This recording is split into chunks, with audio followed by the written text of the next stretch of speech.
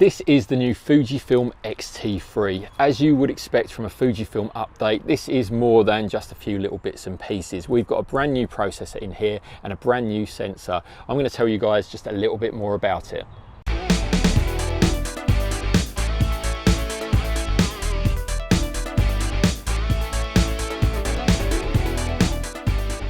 First up, let's talk about that new sensor. It's an APS-C size sensor. It's got a 26.1 resolution, and we have the Fujifilm X transcoating. Now that's different from the standard Bayer pattern coating that you get on other sensors, and it's what helps give Fujifilm those unique colors which we've come to know and love over the last few years. Now, this is the first time that we've seen an APS-C back illuminated sensor with copper wiring. So what exactly does that mean? Well, back illuminated means that simply all of the circuitry, that copper wiring, is actually beneath the main layer of the surface of the sensor. That in turn means that there's more room for those micro lenses and those photo sites to capture light, which in turn should improve image quality and should keep noise levels fairly low. It's no doubt one of the reasons as well why Fujifilm have lowered the base ISO from ISO 200, as we've seen in most other Fujifilm cameras. It's now down to ISO 160 at its lowest native setting. Now, to cope with the fast readout from the sensor, we also have a new 4th generation X-Trans processing system. Fujifilm claim that's 3 times faster than the processor in the X-T2, and it enables 14-bit RAW file shooting as we've had before, but it's actually from a 16-bit readout from the sensor, and it's floating point, so it means it's going to kind of capture and squeeze the best information and put that into 14 bits from the 16 bits worth of information that it actually has. Now, all of that processing also means that the autofocus can be faster. Again, Fujifilm are claiming that it's 1.5 times faster than in the X-T2, but it also enables some other cool things to be going on. For example, when you're shooting video now, you have not just face, but you have eye detection autofocus when you're shooting in continuous AF mode. Now, for stills photographers, the face detection and the eye detection is also said to be improved from the previous generation. It was a tiny bit sluggish at times. Should be nice and refined now on this X-T3. Okay, so I'm now recording X-T3 out to a Shogun, but with all that lovely info display on, so you can get an idea of what it's like. Now, it's set to IAF and it should be on my right eye, and yeah, I can see it is. Now I'm just going to move around back and forth so you can see what the continuous focusing is like with IAF. So pretty good close up. Let's step further away quickly. And now it's just picked up my eye. I'll move in quite quickly. Let's see how quickly it responds. That focused really quickly, actually, I have to say. That's quite impressive. Now move around the screen. Now what about if I go side on? What's it doing now? I feel like an idiot. I'm really crouched over doing this, but it seems to be locking onto the face quite nicely. It seems to be quite fixed with that. Off a little bit there, but the actual eye detection doesn't seem to be quite perfect. There still seems to be a little bit off. Now, autofocus wise, we have 425 phase detection points, and they now cover 100% of the image frame, whereas before we had just sort of 50% coverage on the X-T2, and that was, you know, the main bit of the frame around the center. Now, those 425 phase detection AF points are actually created from 2.16 million pixels on the sensor. So that's 2.16 million pixels on the sensor that help to create those phase detection AF points. Now, that's more again than in the X-T2, which means we should get both faster and more accurate phase detection autofocus. And it's also one of the things that now enables this camera to shoot in low light. We can shoot up to -3 EV. Off the top of my head, I think the X-T2 was -1. And then of course, we've also got contrast detection. So if for whatever reason the phase detection can't photograph in very dark conditions, it will obviously switch over to contrast detection AF for the focusing mode. So it's kind of a hybrid of the two when it needs to be, but most of the time you're going to be seeing the camera using those 425 phase detection AF points. Now, I've not really been able to test continuous autofocus, you know, properly, because basically I haven't got anything that's sort of moving quick enough to be able to do that. But from what I can see from the single shot AF, it seems to be working pretty quickly. It really snaps as you move it around the frame. So as you can hear, just moving it around not taking pictures here, just clicking around the autofocus, photograph right over there in the background. Very quick, very responsive. Looking forward to giving this a full test when I get hold of the camera and can actually test the continuous autofocusing as well. So something else I'm finding when we're shooting video with this is that you've got touchscreen autofocus. Now you can't kind of drag the point around, but you can kind of touch from A to B. And I found it's really nice and smooth actually. It doesn't suddenly jump, it's not marching back and forth, it just slowly transitions into focus and then back out when you press another point. It works very, very nicely. So obviously Fujifilm, known for making cameras that photographers kind of love. They hark back to those days of film cameras from kind of the late 70s, early 80s, particularly obviously, you know, style wise with the chrome look and effect. But they've taken that a step further now. We had a split prism before, but now you can actually get a kind of micro prism effect for when you're manually focusing. And it's really great and it actually works really well, particularly when you're using it through the electronic viewfinder. It gives you another kind of feeling that you're actually using an optical viewfinder on a, you know, mechanical classic SLR camera. Now in terms of the body, everything is much the same as on the X-T2. There have been some nice refinements to the dials on top. Everything's just a little bit larger. We've got these locking buttons as before, but it all feels very familiar, very much in line with the rest of Fujifilm's range and, you know, the cameras we've used previously. One little nice touch is we now have a lockable dioptre adjustment here. So when it's pushed in, you can't actually turn it. You actually have to pull it out to turn it. For those of you that have ever accidentally knocked the dioptre and then put the camera up to your eye and thought that your eyesight's going slightly off, that shouldn't be happening anymore. And if you wear glasses, again, you can set it to exactly the point you want and not have to worry about knocking it and it going out of place. Really nice touch. I wonder why nobody has ever actually thought to put a lockable dioptre adjustment on there. If they have, let me know in the comments below. I must have missed something. So screen articulation, we've got the same screen as on the XH1. It's not the one that flips around to the front that we saw recently on the X-T100. So it tilts on the back there and then you can flip it around like that. So if you want to shoot and look up at the screen when you're shooting down like that, then you can do that with that screen. It's quite nicely implemented. I did like the front facing screen of the X-T100 though, but I'm going to have a chat and ask Fuji why exactly they couldn't implement that in this a little bit later. We discussed this a lot, and so like we were toying it with the engineers, and what they decided was that it was more important to actually have all the ports easily accessible, and you can see the door actually comes off, than adding more thickness to the actual camera itself, because that hinge that actually twists back on itself adds a bit of bulk to the camera.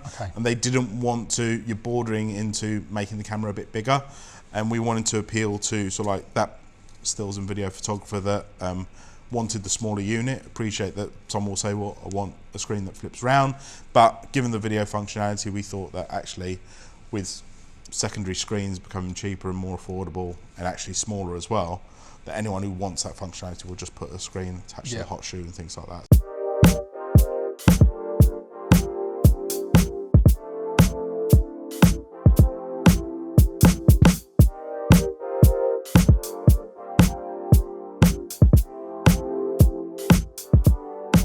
Now, it's unlikely that you're going to be using the X-T3 for vlogging. You can't see the screen from the front, but I'm giving it a go anyway. So I've got the 18 to 55mm lens on. I am at 18mm, and I have also got the face detection and the eye detection AF on. Aperture set to f2.8, so it's going to have to be pretty good continuous focus to be able to keep me in focus while I'm walking along. And the lens stabilization is turned on. Just had to check, but I wonder if it snapped back into focus. So something that I noticed when I was shooting with the X-T100 recently was the kind of light changed around quite a lot. The exposure settings just jumped around quite a bit and they weren't particularly smooth. So I'm just going to walk through a slightly darker area and just see how the exposure changes in these shots. Is it going to make much of a difference? Let's find out. Internal microphone socket, so you're probably picking up a lot of background noise, and it's a little bit windy today as well, but this is what it's like. So let me quickly pull away somewhere else. So just moved it over there, You can see I'm in the grounds of a rather nice hotel. Put it back to my face and I just wonder how quickly the AF has managed to track back. So yeah, we have face and eye detection whilst continuously focusing with the Fujifilm X-T3. Now on the side here we have this hatch which hides all of the ports, and we have 3.5mm microphone and headphone sockets. They're not messing around with 2.5mm, you know, microphone socket anymore. We've got full 3.5 and we've got a headphone socket as well. No battery grip needed on the bottom. You can monitor and record the audio actually in the camera. We have a USB-C port here. Now that can also be used to power the camera. So the battery is said to take around 350 shots according to the usual CPER guidelines. If you get the battery grip for the bottom, that holds a further 2 batteries, and you can run all 3 batteries one after another without having to switch anything or do anything. And with that you can take up to 1,100 shots using those 3 batteries combined. But of course you can also power via USB-C if you've got a USB battery bank, and that's going to be great for filmmakers or if you're shooting time lapse or anything like that. Finally, HDMI socket at the bottom there. They've opted for micro HDMI, not the sturdiest of connections for filmmakers, but you know, it shouldn't be too much of a problem once you've got a camera rigged up. One really nice touch is you can actually take this door off here. There's a little catch just on the back, if I can actually activate it, and the door just flips off. So when you've got this rigged up for filmmaking, you've perhaps got it in a cage, you've got access to all of those ports.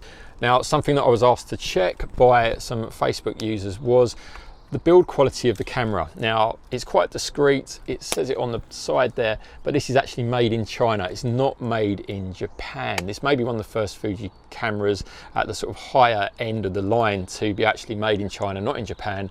And I have to say, I can't really notice any difference in build quality. We've got a 4-piece construction here. It's actually got front, back, top and bottom plates, rather than sometimes they're kind of, you know, a few of those sides are molded into one. But everything's very nice. There's no creaking, there's not any wobbling. All the doors and compartments are nice and flush to each other.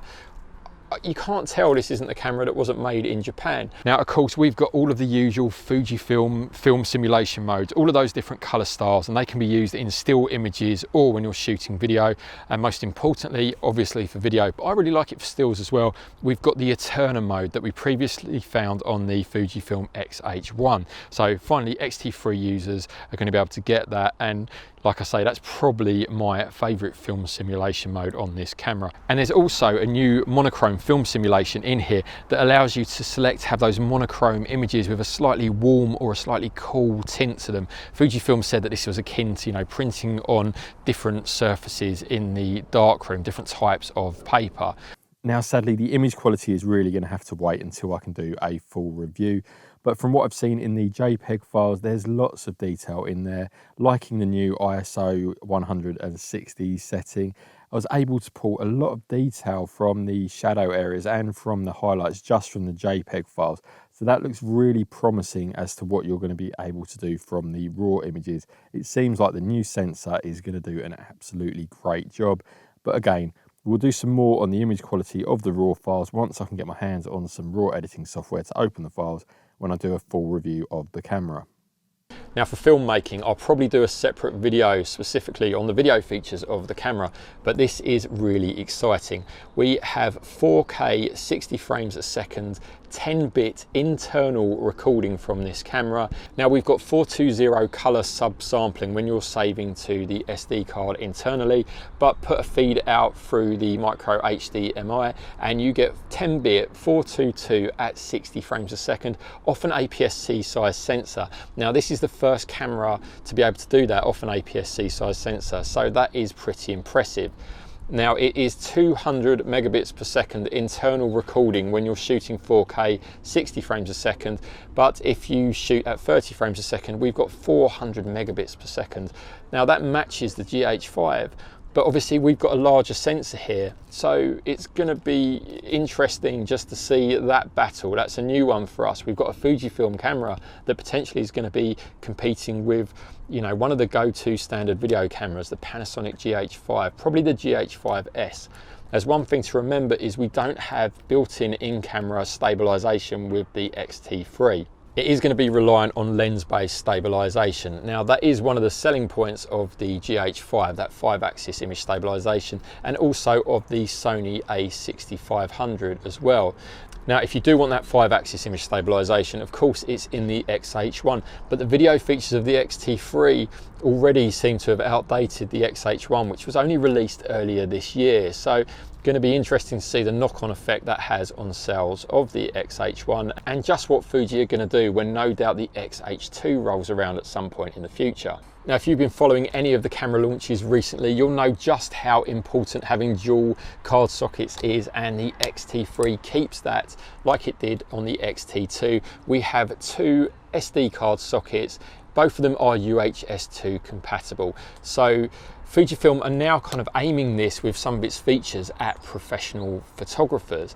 And I kind of personally think that if it can live up to what Fuji are promising, it could be an interesting camera. One of the things we've got is up to 30 frames a second shooting with no blackout through the viewfinder. That's going to be great for tracking sports. But obviously we've got to make sure that the rolling shutter can cope with that, because obviously that's done electronically. There's no hard stop. But again, Fuji are promising, thanks to the processing and the speed of the sensor, that rolling shutter shouldn't be too much of an issue. It's also slightly cropped from what I understand when you're shooting in that blackout free mode, and you get 16 million pixel images when you're shooting at that maximum rate. Now it's interesting, you know, we can all speculate that possibly Sony have made the sensor. I'm going to try and find that out, but I don't think I'm going to get a clear answer. But, you know, in the past, Fujifilm, we kind of know they've been using Sony sensors. So you wondered if some of this technology is actually filtered down because cameras like the A9 are able to do it. You know, this is very much almost competing with the A9 in some ways in those kind of features. And then it's competing with the A6500 just naturally because it's got that APS-C size sensor.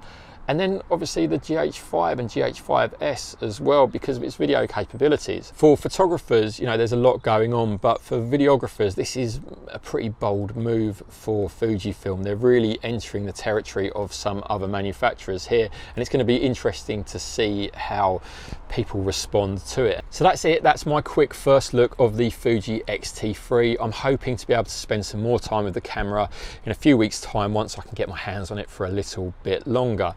Now it's going to be available to buy and shipping on September the 20th. It's available for pre-order now.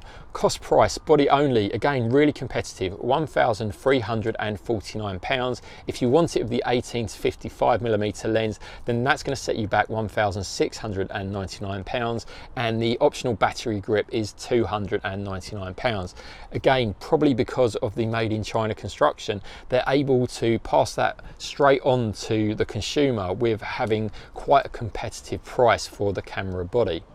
So that's it, that's my quick look at the Fujifilm X-T3. If this is your first time watching Photo Gear News, we aim to upload videos like this, first looks, reviews, product videos, technique videos, that kind of thing. We aim to do it about once a week. So if you haven't already, please hit the subscribe button to make sure you keep up to date with all the latest Photo Gear news and reviews.